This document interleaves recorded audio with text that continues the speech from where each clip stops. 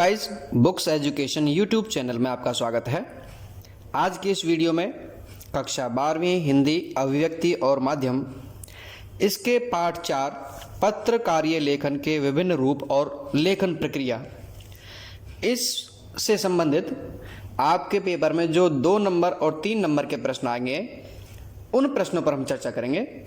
हमने इसमें 15 प्रश्न लिए हैं जो अति महत्वपूर्ण हैं और साथ ही उन प्रश्नों के हमने पूरे उत्तर लिखे हैं। यदि आपको उन प्रश्नों में कोई कमी लगे या कोई सुधार की गुंजाइश हो तो आप सुझाव दे सकते हैं। तो आइए हम उन प्रश्नों पर चर्चा करते हैं। प्रश्न नंबर 1, फीचर लेखन और विशेष रिपोर्ट में क्या अंतर है? पार्ट 4 में आपको फीचर लेखन और विशेष रिपोर्ट ये दोनों ही हैं। तो दोनों में अंतर आपको कैसे बताना है? देखिए, एक तो होती है परिभाषा और एक होता है उनके लक्षण। आपको इसमें परिभाषा नहीं लिखनी है, आपको उन दोनों का फर्क लिखना है कि फीचर लेखन में क्या होता है और विशेष रिपोर्ट में क्या होता है। उन दोनों के बीच में हम जबकि शब्द को जोड़ते चलेंगे। जैसे फीचर लेखन में उल्टा पिरामिड शैली के बजाय कथात्मक शैली होती है, जबकि विशेष रिपोर्ट लेखन में उल्टा पिरामिड शैली का प्रयोग होता है। तो पहला अंतर तो ये हो गया कि फीचर लेखन शैली में उल्टा कथात्मक शैली का प्रयोग होता है और विशेष रिपोर्ट शैली में उल्टा पिरामिड शैली का प्रयोग होता है। दूसरा अंतर है इसका, फीचर में शिक्षा, खबर और मनोरंजन का ध्यान रखना पड़ता है, जबकि विशेष रिपोर्ट में तथ्यों की खोज और विश्लेषण पर जोर दिया जाता है। यानी कि जो फीचर है उसमें तथ्यों पर और उसके विश्लेषण पर इतना जोर नहीं दिया जाता जितना कि विशेष रिपोर्ट लेखन में दिया जाता है। विशेष रिपोर्ट लेखन में बिल्कुल तथ्य जो सही हैं वे ही लिखने पड़ेंगे, उनके अलावा आप उसमें और मनोरंजक बातें नहीं लिख पाएंगे। लेकिन फीचर में आपको यदि कोई तथ्य रखना है तो उसे भी मनोरंजन के साथ रखना है, यानी उसके साथ ऐसी घटनाएं आपको जोड़नी है जिससे कि पाठक की रुचि उस फीचर को पढ़ने में लगी रहे। प्रश्न नंबर 2, पत्र कार्य लेखन किसे कहते हैं?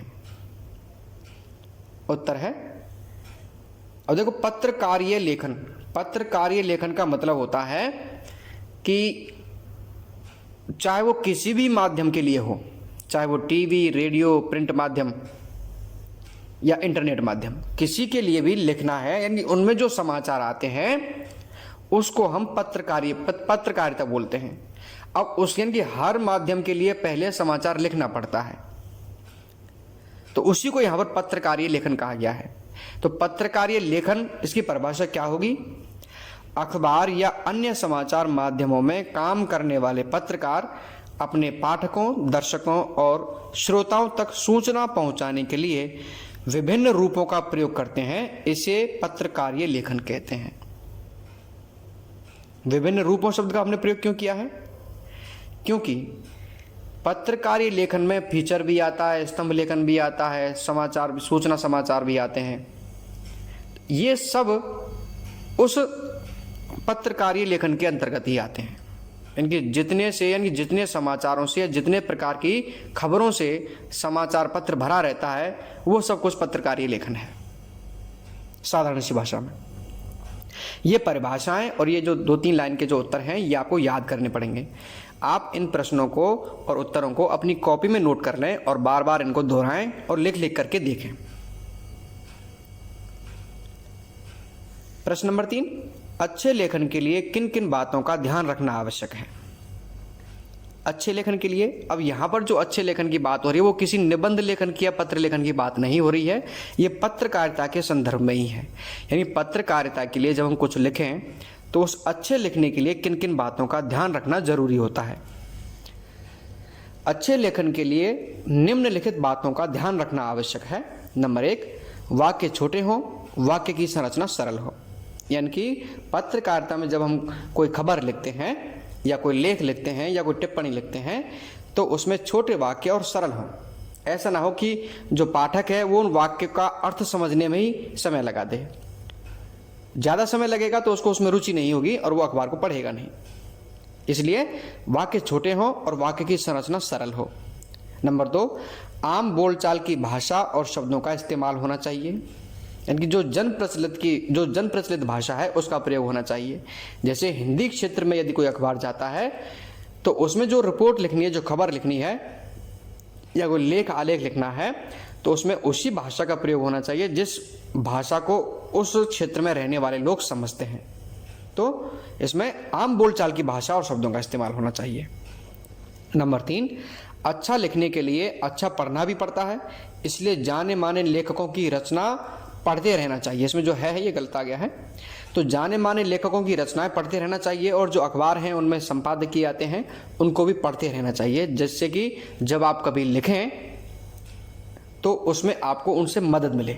आपको वाक्य कोई तारतम्यता, कैसे शब्दों का प्रयोग करना है, कैसे भावों का प्रयोग करना है, वो सब कुछ आपको पढ़ने से आएगा जब आप दूसरे लेखकों की रचनाएं पढ़ेंगे। नंबर 4, लेखन में विविधता एवं रोचकता लाने के लिए मुहावरे और लोकोक्तियों का प्रयोग किया जा सकता है। यानी कि जब हम अखबार के लिए लिखते हैं तो उसमें जो अच्छा लेखन है, चाहे वो स्तंभ लेखन है, चाहे वो लेख है, चाहे वो फीचर लेखन है, तो आप उसमें रोचकता लाने के लिए मुहावरे और लोकोक्तियों का प्रयोग या ऐसे जो चुटीले शब्द हैं जिनसे पाठकों का मनोरंजन हो सकता है, आप उन शब्दों का, उन वाक्यों का प्रयोग कर सकते हैं। तो ये अच्छे लेखन के लिए ध्यान रखने योग्य बातें हैं। ये जो प्रश्न हैं ये आपको बार बार लिख करके कॉपी में याद करने पड़ेंगे, जिससे कि आपको उसमें शब्दों की होने वाली अशुद्धियां भी पता चल जाए। नंबर 4, पत्रकार कितने प्रकार के होते हैं, उनके नाम लिखते हुए विस्तार से समझाइए। अब आप पत्रकार आप रोजाना टीवी में देखते हैं, आपको खबर देते हैं। अखबार में आप जब पढ़ते हैं तो खबर के नीचे लिखा होता है फलां पत्रकार, उस पत्रकार का नाम लिखा होता है, संवाददाता, जिसे हम संवाददाता कहते हैं। तो इसमें पत्रकार 3 प्रकार के होते हैं: पूर्णकालिक पत्रकार, अंशकालिक पत्रकार और स्वतंत्र पत्रकार। नंबर 1, पूर्णकालिक पत्रकार किसे कहते हैं? पूर्णकालिक पत्रकार यानी किसी समाचार संगठन में काम करने वाला नियमित वेतनभोगी कर्मचारी होता है, जो नियमित रूप से किसी समाचार संगठन में, समाचार संगठन से मतलब होता है किसी समाचार चैनल में, किसी समाचार पत्र या जो अखबार होते हैं उनके संगठन में काम करता हो, जो रोजाना यानी कि जो हर महीने उसकी सैलरी आती है और वो नियमित तौर पर लगा हुआ है, परमानेंट, जिसको बोलते हैं स्थायी कर्मचारी। नंबर 2, अंशकालिक पत्रकार किसी समाचार संगठन के लिए एक निश्चित मानदेय पर काम करने वाला पत्रकार होता है, इन्हें स्ट्रिंगर भी कहते हैं। यानी अंशकालिक पत्रकार साधारण भाषा में यदि हम इनको समझना चाहें तो वे होते हैं जो एक निश्चित वेतन के लिए काम करते हैं, निश्चित मानदेय के लिए। जैसे उन्हें कहा जाए ठीक है हम आपको हाफ टाइम के लिए रख रहे हैं, यानी कि जो अंशकाल यानी आधे दिन आपको काम करना है, या जैसे आप खबरों के हिसाब से काम करना है कि आप जितनी खबर हमें ला के देंगे हम उतने आपको रुपए देते जाएंगे। ये विशेष क्षेत्र में काम करते हैं, जैसे एक क्षेत्र को सौंप दिया कि आपको इस क्षेत्र से खबर लानी है और हम आपको इतने रुपए दे देंगे, तो वो अंशकालिक पत्रकार हैं। नंबर 3, स्वतंत्र पत्रकार। इनका संबंध किसी खास अखबार से नहीं होता है, बल्कि भुगतान के आधार पर अलग अलग अखबारों के लिए लिखते हैं। इन्हें फ्रीलांसर पत्रकार भी कहते हैं। जो स्वतंत्र पत्रकार होता है वो किसी भी अखबार संगठन से स्थायी तौर पर नहीं जुड़ा होता। वो ऐसा पत्रकार है जो अपने लिए खबर लिखता है और उन खबरों को बाद में अलग अलग समाचार पत्रों को या अलग अलग चैनलों को भेजता है, उसे हम स्वतंत्र पत्रकार कहते हैं। नंबर 5, पत्रकारीय लेखन और सृजनात्मक लेखन में क्या अंतर है? तो पत्रकारीय लेखन किसे कहते हैं उन्हें पहले पढ़ लिया था। पत्रकारीय लेखन का मतलब होता है कि जो समाचार पत्रों के लिए लिखा जाता है या किसी न्यूज चैनल के लिए लिखा जाता है, जबकि सृजनात्मक लेखन जो होता है वो सृजनात्मक लेखन का मतलब होता है कि हम अपने भावों और विचारों के लिए कोई अलग से रचना लिखें। जैसे कविता हो गई, कहानी है, नाटक है, निबंध है, चुटकुले हैं, ये सृजनात्मक लेखन है। गीत हैं, शायरी हैं, ये सृजनात्मक लेखन में आता है।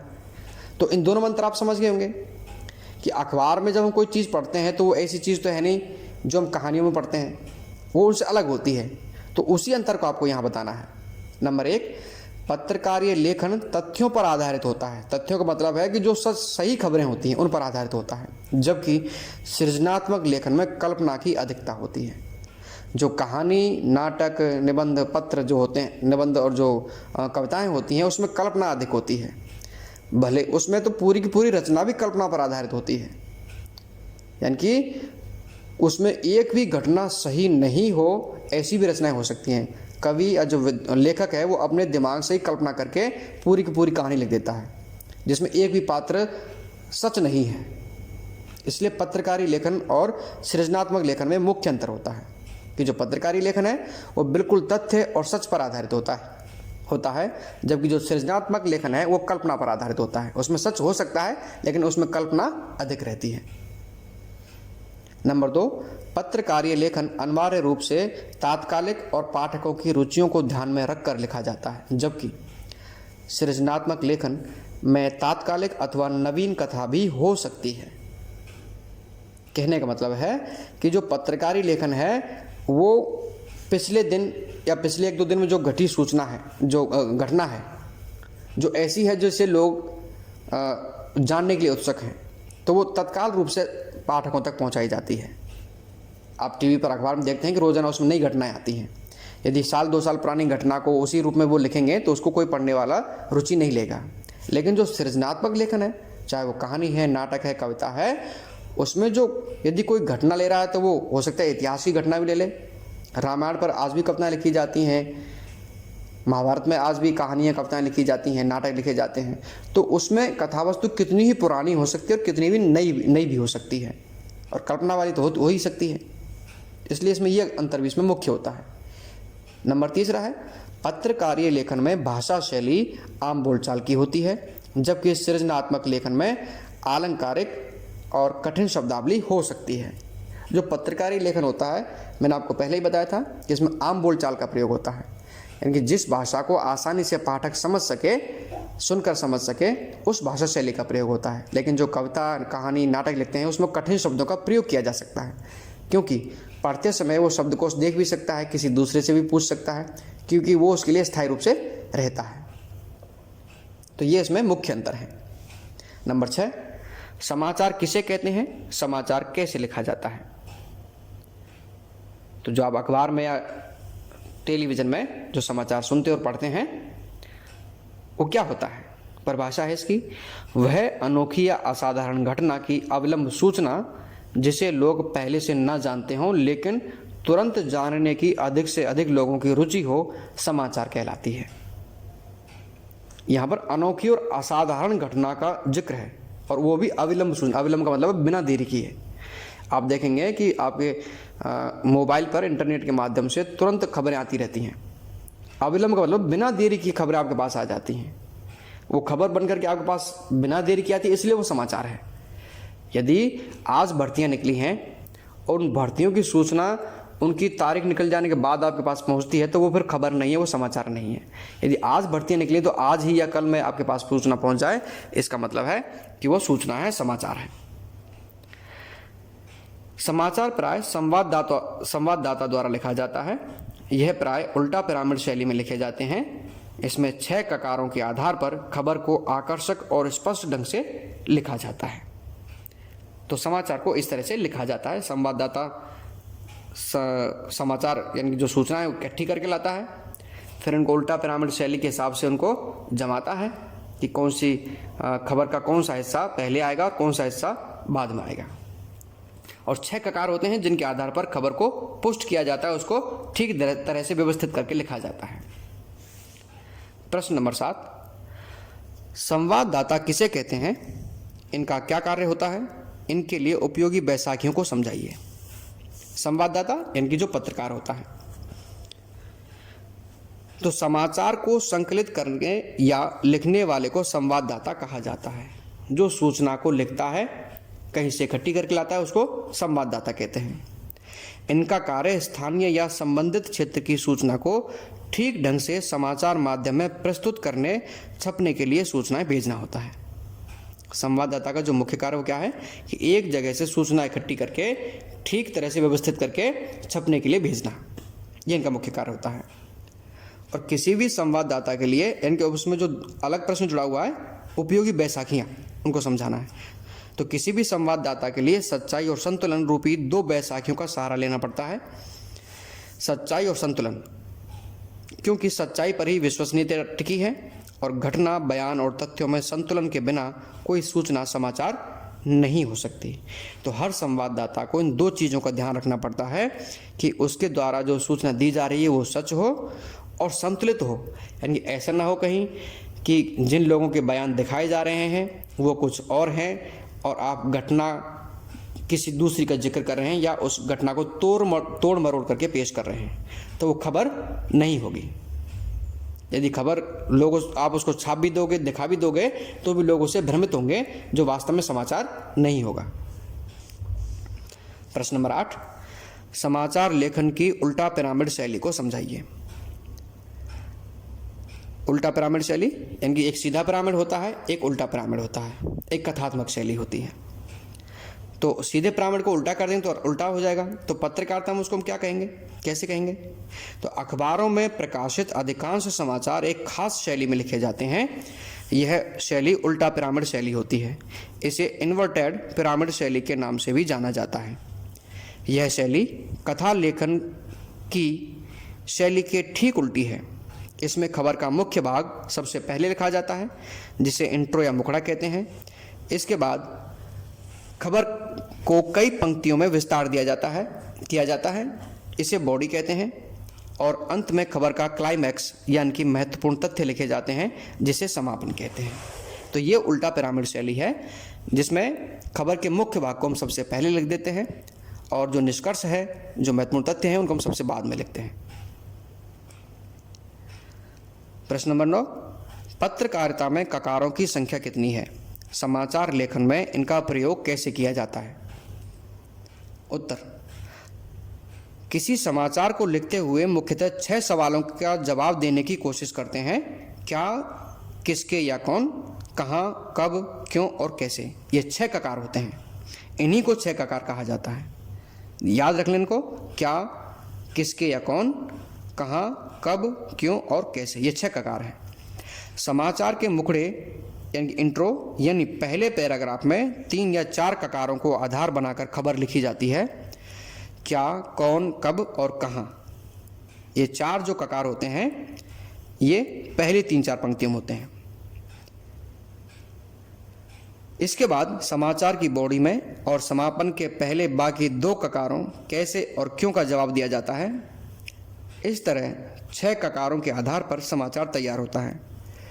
इनमें से पहले 4 प्रकार क्या, कौन, कब और कहाँ सूचनात्मक और तथ्यों पर आधारित होते हैं, जबकि बाकी 2 ककार कैसे और क्यों, इनमें विवरणात्मक, व्याख्यात्मक और विश्लेषणात्मक पहलुओं पर जोर दिया जाता है। तो इस तरह से 6 ककारों में खबर बंटी होती है और इन्हीं से उस खबर का क्रम और आकर्षक रूप बनता है। प्रश्न नंबर 10, फीचर लेखन से क्या अभिप्राय है? इसके क्या उद्देश्य होते हैं? फीचर एक सुव्यवस्थित, सृजनात्मक और आत्मनिष्ठ लेखन है। फीचर समाचार की तरह पाठकों को तात्कालिक घटनाक्रम से अवगत नहीं कराता है। इसमें काफ़ी हद तक कथात्मक शैली का प्रयोग होता है। फीचर लेखन की भाषा शैली सरल रूपात्मक, ये रूपात्मक अलग अलग हो गया, इसमें रूपात्मक, इसको एक ही पढ़ें, आकर्षक और मन को छू लेने वाली होती है। यानी जो फीचर लेखन की भाषा शैली है वो आकर्षक होनी चाहिए, बिल्कुल सरल होनी चाहिए, समाचार की तरह कठिन नहीं होनी चाहिए। यानी समाचार में इससे थोड़ी सी कठिन भाषा का इस्तेमाल होता है।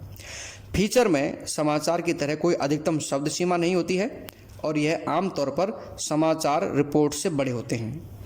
अच्छे और रोचक फीचर में फोटो रेखांकन और ग्राफिक्स आदि का होना बहुत ज़रूरी है।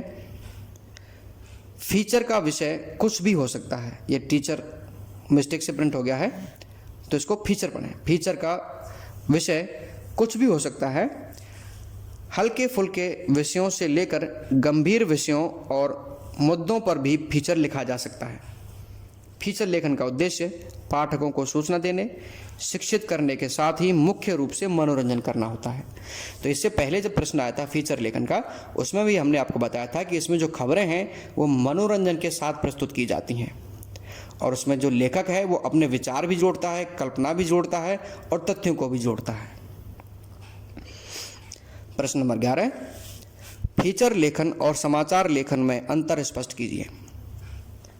नंबर 1, फीचर लेखन किसी भी घटना के बहुत बाद में प्रकाशित होता है, जबकि समाचार पाठकों को तात्कालिक घटनाक्रम से अवगत कराता है। यानी जो समाचार है वो अगले दिन छप जाता है, लेकिन जो फीचर लेखन है वो उस घटना के घटने के कई दिन बाद तक आ सकता है। इसकी कोई अधिकतम ज़्यादा समय सीमा नहीं होती है। फीचर लेखन शैली काफ़ी हद तक कथात्मक होती है, जबकि समाचार की उल्टा पिरामिड शैली होती है। नंबर 3, समाचार लेखन में वस्तुनिष्ठता और तथ्यों की शुद्धता पर जोर दिया जाता है, जबकि फीचर में लेखक के पास अपनी राय, दृष्टिकोण और भावनाएं जाहिर करने का अवसर होता है। यह आत्मनिष्ठ होता है। इनकी जो मुख्य अंतर है इसमें वो यह है कि समाचार लेखन में वस्तुनिष्ठता और तथ्यों की शुद्धता पर जोर दिया जाता है। बिल्कुल सच होना चाहिए उसमें और शुद्ध होनी चाहिए। जितनी घटना है उसको उतना ही बताना है। लेकिन जो फीचर है उसमें जो पत्रकार है या जो लेखक है वो उस फीचर को और अधिक आकर्षक ढंग से तैयार करता है, इसलिए उसमें कुछ अपनी तरफ से मिलाता है जिससे कि उस खबर का प्रभाव बढ़ाया जा सके। अब एक खबर जैसे कोई दुर्घटना हो गई है, तो दुर्घटना को यदि कोई सूचना वो समाचार में छापना है उसको खबर बना करके, तो उसमें लिख दिया जाएगा कि ऐसे एक बाइक और कार की दुर्घटना हो गई, उसमें 2 लोग मर गए। लेकिन जब उसको फीचर में लिखा जाएगा तो उसमें बहुत सारी बातें मिलाएगा वो, जिससे कि उसको पढ़ने वाले उनको एक शिक्षा भी मिले, उनको संदेश जाए कि हमें अधिक गति में वाहनों को नहीं चलाना चाहिए, इधर उधर भी ध्यान रखना चाहिए और सावधानी से वाहन को चलाना चाहिए। तो इस तरह की बातों को वो उसमें जोड़ेगा, जिससे कि लोगों को उससे प्रेरणा भी मिले। जबकि जो खबर है जो अखबार में छपती है वो उनमें इन चीज़ों को नहीं बताया जाता है। नंबर 4, फीचर लेखन की भाषा सरल, रूपात्मक, आकर्षक और मन को छूने वाली होती है, जबकि समाचार में सपाट बयानी होती है। सपाट बयानी का मतलब होता है वो बिल्कुल सीधे सीधे बात को कह देती है।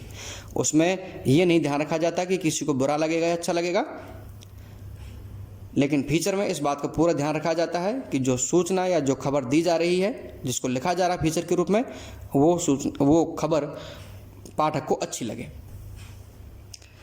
नंबर 5, समाचार लेखन में शब्द सीमा होती है, जबकि फीचर में शब्दों की अधिकतम सीमा नहीं होती है। अब आते हैं प्रश्न नंबर 12। विशेष रिपोर्ट से आप क्या समझते हैं? उत्तर है इसका, अखबारों पत्रिकाओं में सामान्य समाचारों के अलावा गहरी छानबीन, विश्लेषण और व्याख्या के आधार पर जो रिपोर्ट प्रकाशित होती है उन्हें विशेष रिपोर्ट कहते हैं। ऐसी रिपोर्ट तैयार करने के लिए किसी घटना, समस्या या मुद्दे की गहरी छानबीन की जाती है। तत्पश्चात महत्वपूर्ण तथ्यों को इकट्ठा किया जाता है। तथ्यों को विश्लेषण के जरिए उसके नतीजे, प्रभाव और कारणों को स्पष्ट किया जाता है। यह विशेष रिपोर्ट होती है। कितने प्रकार की होती है? कई प्रकार की होती है। कुछ प्रकार इस प्रकार से हैं: खोजी रिपोर्ट, इन डेप्थ रिपोर्ट, विश्लेषणात्मक रिपोर्ट और विवरणात्मक रिपोर्ट। प्रश्न नंबर 13, संपादकीय लेख क्या होता है? ये किस पृष्ठ पर प्रकाशित होते हैं? इन्हें कौन लिख सकता है? आपने देखा होगा जब भी आप अखबार पढ़ते हैं तो उसमें बीच में एक संपादकीय पेज होता है पूरा, उसमें लेखकों के विचार होते हैं। जो संपादकीय होता है, संपादकीय उस अखबार की आवाज़ माना जाता है, तो अखबार वाले ही उस संपादकीय पेज को बड़े ढंग से और सोच समझ करके छापते हैं। संपादकीय लेख अखबार के संपादकीय पृष्ठ पर प्रकाशित होते हैं। संपादकीय उस अखबार की अपनी आवाज़ माना जाता है। संपादकीय के जरिए अखबार किसी घटना, समस्या, मुद्दे के प्रति अपनी राय प्रकट करते हैं। संपादकीय किसी व्यक्ति विशेष का विचार नहीं होता, इसलिए इसे किसी के नाम के साथ नहीं छापा जाता। संपादकीय लिखने का दायित्व उस अखबार में काम करने वाले संपादक और उनके सहयोगियों पर होता है। आमतौर पर अखबारों में सहायक संपादक लिखते हैं। कोई बाहर का लेखक या पत्रकार संपादकीय नहीं लिख सकता। तो इसमें ध्यान रखने वाली बात है कि इसको कौन लिख सकता है? इसको केवल वही जो संपादक है या सहायक संपादक है, केवल वे ही इसको लिख सकते हैं। बाहर का कोई भी लेखक या व्यक्ति इसको नहीं लिख सकता। नंबर 14, स्तंभ लेखन क्या होता है? स्तंभ लेखन क्या है? उत्तर, किसी समाचार पत्र में किसी ऐसे लेखक द्वारा किया गया विशिष्ट एवं नियमित लेखन जो अपनी विशिष्ट शैली एवं वैचारिक रुझान के कारण लोकप्रिय हो, स्तंभ लेखन कहा जाता है। यह विचारपरक लेखन का प्रमुख रूप है। स्तंभ का विषय चुनने और उसमें अपने विचार रखने की लेखक को पूरी छूट होती है। हम इसको कॉलम राइटिंग भी बोलते हैं, कॉलम। तो स्तंभ लेखन आपने देखा होगा, जो अखबार में संपादकीय पेज होता है वहीं आसपास में इसको भी लिख दिया जाता है, या जो फ्रंट पेज होता है अखबार का उसमें भी एक कॉर्नर में इसको लिखा जाता है। वो अलग अलग अखबार अलग अलग तरीके से लिखते हैं, लेकिन ये बिल्कुल जाने माने लेखक होते हैं, यानी जिनके लिखने का ढंग कुछ अलग होता है। तो जो पाठक है वो जब अखबार खोलता है तो सबसे पहले उसकी नज़र स्तंभ लेखन पर जाती है कि आज के अखबार में क्या स्तंभ आया है। नंबर 15, लेख से आप क्या समझते हैं, ये फीचर से किस प्रकार भिन्न होते हैं, स्पष्ट कीजिए। तो अभी हमने संपादकीय लेख की बात की थी। संपादकीय लेख के अलावा उसमें और भी लेख होते हैं। तो लेख विचारपरक लेखन का ही एक रूप है। प्रत्येक अखबार में विषय विशेषज्ञ के द्वारा लेख प्रकाशित होते हैं। लेख विशेष रिपोर्ट और फीचर से इस मामले में अलग होते हैं कि लेख में लेखक के विचारों को प्रमुखता दी जाती है और ये विचार तथ्य और सूचनाओं पर आधारित होते हैं। इसमें तथ्य और सूचनाओं का विश्लेषण अपने तर्कों के जरिए किया जाता है। लेख की कोई अपनी एक निश्चित लेखन शैली नहीं होती है, हर लेखक की अपनी अलग अलग शैली है। यानी कि जो लेख है उसमें तथ्य और सूचना सटीक होते हैं। किसी घटना पर जब कोई विचार लेखक रखता है, विद्वान रखता है, तो उस पर तर्कशील विचार रखता है, जबकि जो फीचर होता है उसमें विचार तो रखे जाते हैं किसी घटना पर, लेकिन वो मनोरंजकता के साथ रखे जाते हैं, आदर्शों को ध्यान में रख के रखे जाते हैं। लेकिन यहाँ यानी जो लेख होता है उसमें वो लोकतांत्रिक मूल्य, देश में चल रही शासन व्यवस्था, उन सब को ध्यान में रख करके वो तर्क करता है। तो ये 15 प्रश्न थे। इसी तरह से अन्य पाठों के प्रश्न उत्तर भी आप इस चैनल पर देख सकते हैं। अंतरा भाग 2, अंतराल और अभिव्यक्ति और माध्यम के MCQs भी इस चैनल पर उपलब्ध हैं। आप उन्हें पढ़ करके भी लाभ उठा सकते हैं। धन्यवाद।